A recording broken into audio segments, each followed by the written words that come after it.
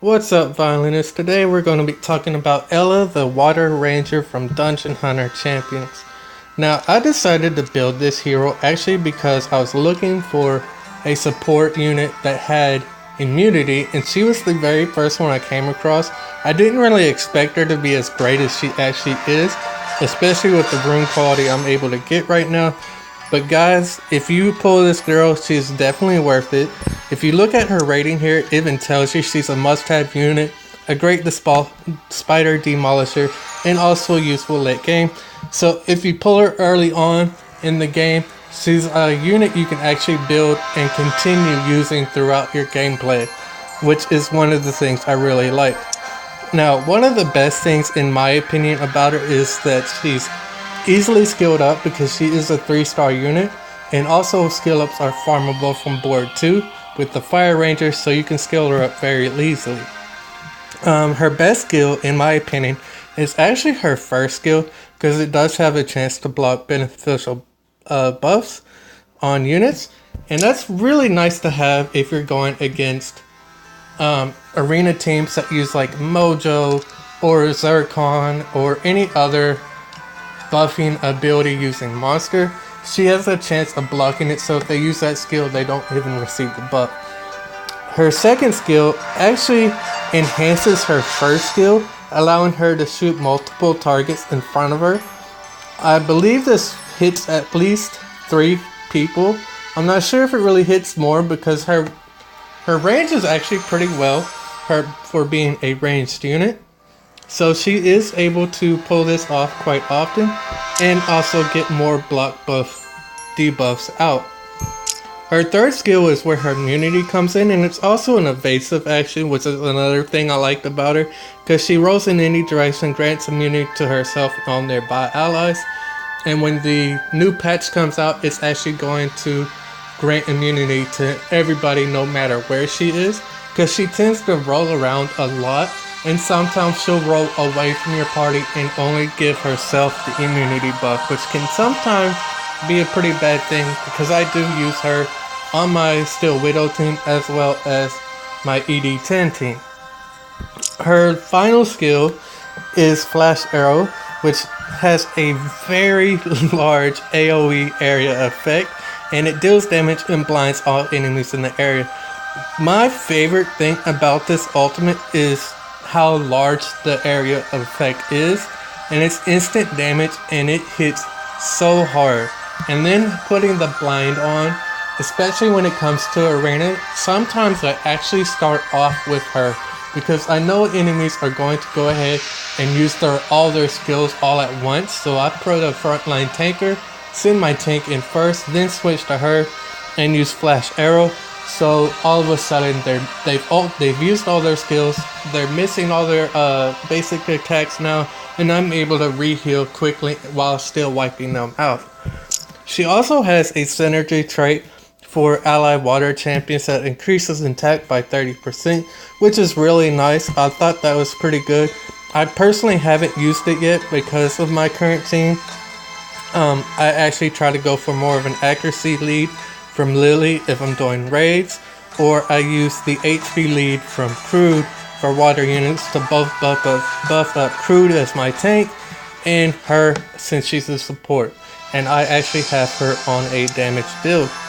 So here's my gear. As you can see, I have her on a Brutal King set. I believe it's attack, crit rate, and HP. I would really like to have attack, crit damage, HP, but I wasn't able to really get that high crit rate I needed for her being on a crit damage build. So I just went ahead with crit rate. So when she's using her second skill that buffs her first skill, she's still able to deal really high consistent AoE damage even on her first basic skill. So that is my review for her skills. I'm going to go ahead and just kind of show you what she's able to do. I'll take her into ED because this is usually where I take her. Now, one of the things also about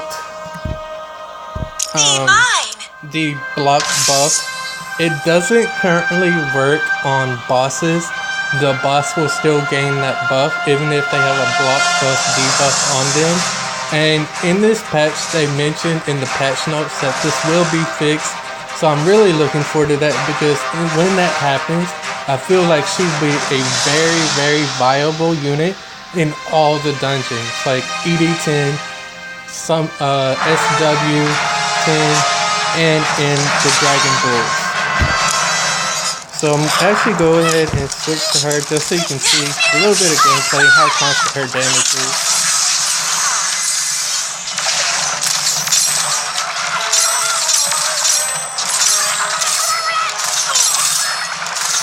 As you can see, she's constantly rolling around too, putting that immunity up, as well as getting herself out of the way of damage, which is one of the best things I like about her. I think her AI could be fixed a little bit to where she rolls away from enemies though, instead of into enemy lane. Like, that's one of the things I didn't like. But if she has her roll up, sorry about that, I'm gonna turn it down so you can actually hear me. But if she actually has her roll up, and somebody tries to do an AoE line effect, or something like that has a charge effect on it, she will actually roll out of the way of it, which is one of the really nice things about it. And like I said, her ultimate is really good. It hits pretty hard. I wish I had more HP on her, honestly, because if she actually gets targeted by the dragon here, she will have a good chance of getting nuked down. But her damage is very consistent on a crit damage build. As you can see, she's doing like 1,000 damage on a basic hit alone on the minions. So that's really good. Especially when she uses her first skill, because then she's doing pretty much 3,000 damage a basic hit. So having attack speed on her could be really nice, going like attack speed on the shoulders, on the gloves, having like a crit damage or crit rate. That way she has high consistent damage, and then HP or attack if you want on the bracer, or whatever they are. I'm honestly not sure which is which when it comes to the bracers and gloves. But she's very consistent with damage on her basic skill, and that's one of the things that really caught my attention and made her shine for me. So we're going to go ahead and look at her damage report. She did only 104,000 damage, but she's only on one attack slot gear, and then her helmet is actually a 4-star gear, so her attack's really not that great. But as you can see, she had 6 minutes of immunity and then 17 minutes of actually blocking buffs from the enemies, which is the highest debuff on this entire thing. So that just shows you how well her first skill, which empowers her basic skill, works, because she's constantly being able to multi-hit enemies and block buffs. So that is going to be my review on Ela. So I hope it helps you guys. If you pull her, I hope you do build her, because like I said, she's a diamond in the rough, and I didn't actually plan on using her for long, but now that I've actually been playing around with her more, I do plan on keeping her and improving her gear, and eventually 6-starring her as well, because I see so much potential in this unit, and I think she's quite overlooked. So go ahead and hit that like button if you like this video, and subscribe to my channel as well, because I will be coming out with other hero reviews and stuff like that for Dungeon Hunter, since it is a new game, and I'm really excited to be bringing out content on this game for you guys. So I shall see you in the next video.